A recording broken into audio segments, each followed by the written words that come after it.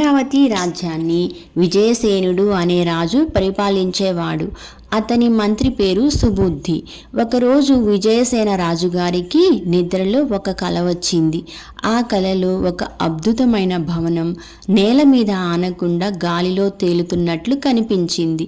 అంత అందమైన భవనం తన సొంతం చేసుకోదలిచిన విజయసేనుడు తెల్లవారుతూనే, ఆహా, నిన్న రాత్రి కలలో వచ్చిన భవనం ఎంత అందంగా ఉంది, అది నిజమైతే నా జన్మ ధన్యమైనట్లే.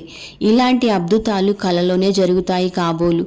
ఆ కలనే ఎలాగైనా నిజం చేసుకోవాలి అని ఎవరైనా అలా గాలిలో తేలే భవనం నిర్మిస్తే వారికి తన అర్ధరాజ్యం ఇస్తానని రాజ్యం అంతటా చాటింపు వేయించాడు. కొద్ది రోజుల తరువాత ఒక వృద్ధుడు రాజుగారి దర్శనార్థ సభా మందిరానికి వచ్చాడు. తాతగారు, ఎవరు మీరు? ఎక్కడి నుండి వచ్చారు? నా నుండి ఏ సహాయం కోరుతున్నారు అని అడిగాడు రాజుగారు. మహారాజా, నా పేరు శివయ్య సుబ్బరాయుడు, సత్రం నివాసిని. నాకు మీరు న్యాయం చేయమని వేడుకునేందుకు వచ్చాను అన్నాడు ఆ వృద్ధుడు. ఎవరు మీకు అన్యాయం చేసిన వాళ్ళు?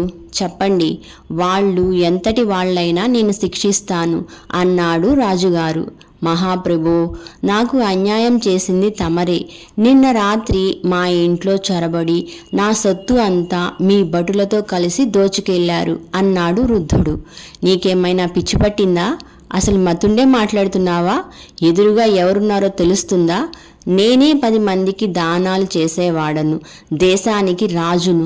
నేను దోచుకోవడం ఏంటి అన్నారు రాజుగారు. అవును ప్రభు, మీరు నా కలలో కనిపించి నా ఇంటి సొత్తు మొత్తం దోచుకెళ్లారు అన్నాడు వృద్ధుడు.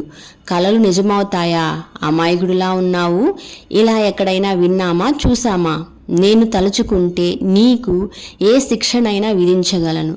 పోనీలే, వృద్ధుడవని ఊరుకున్నాను, కానీ నీ ప్రవర్తన మితిమీరిపోతుంది.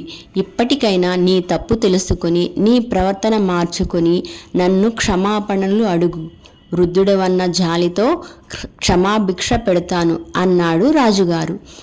కలలు నిజమవుతాయనే కదా పునాదులు లేకుండా గాల్లో తేలే ఇల్లు నిర్మించే తలంపు మీకు వచ్చింది.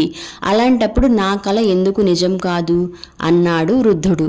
విషయం అర్థమైన రాజుగారు, కలలు కలలే అనే జ్ఞానోదయం కలిగింది. నువ్వు చెప్పింది నిజమే తాత, కలలు నిజం కావు, అవి నాకు నీ ద్వారా తెలిసి వచ్చింది అన్నాడు రాజుగారు. తమరికి ఈ విషయం అనుభవపూర్వకంగా తెలియజేయడానికి ఈ వేషం అంటూ తన మారు వేషాన్ని తీసివేశాడు మంత్రి సుబుద్ధి.